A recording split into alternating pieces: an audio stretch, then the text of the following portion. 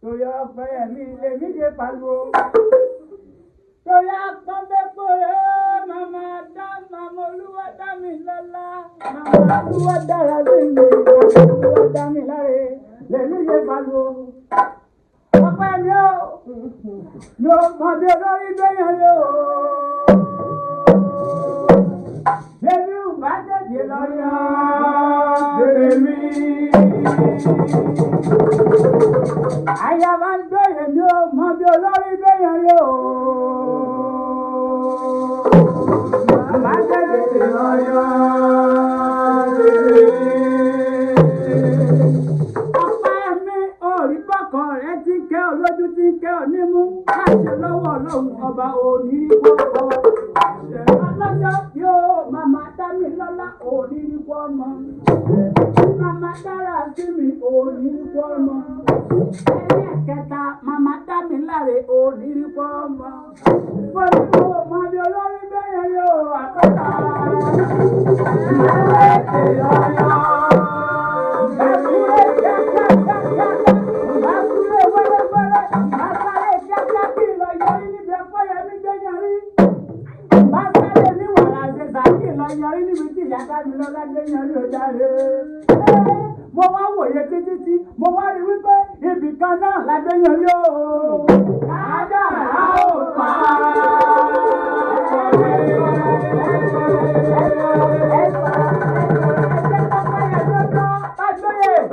Ibì kan náà la gbẹ̀yìn rí o. Kádàrá ò pa á.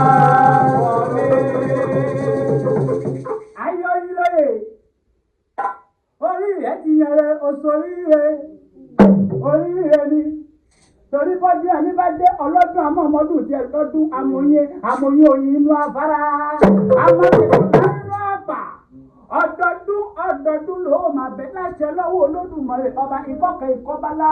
Ìkọ́mi ejò lẹ́sìn àti ìwà ìdúgbò ọ̀lọ́wọ́ yẹnu. Wàá máa lọre, wàá máa kọ̀re. Ọ̀rẹ́ yóò.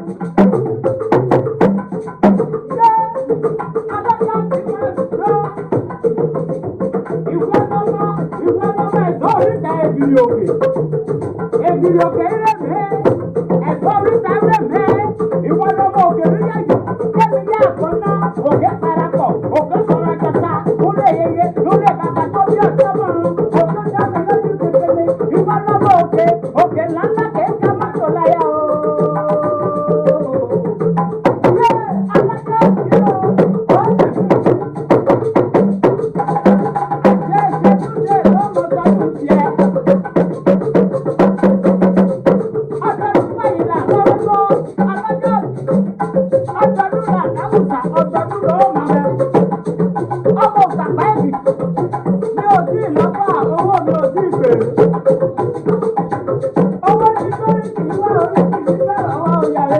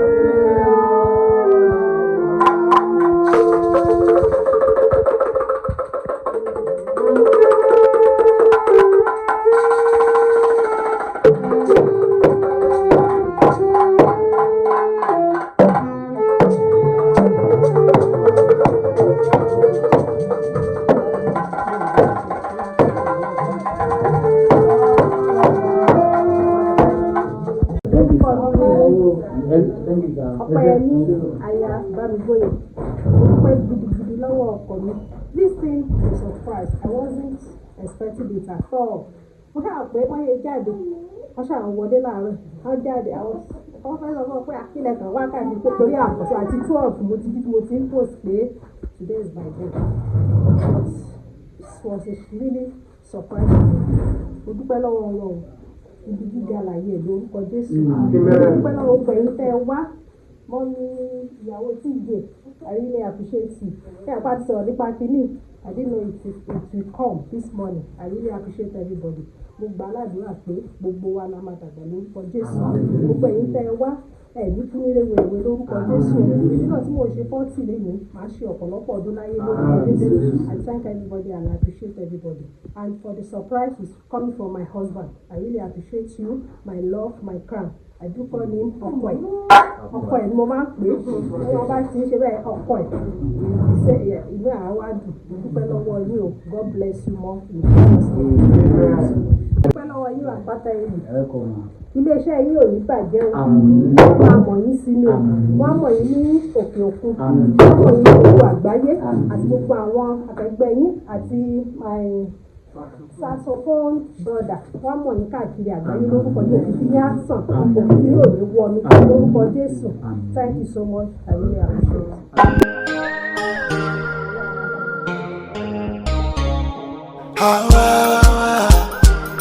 It's a Roots production.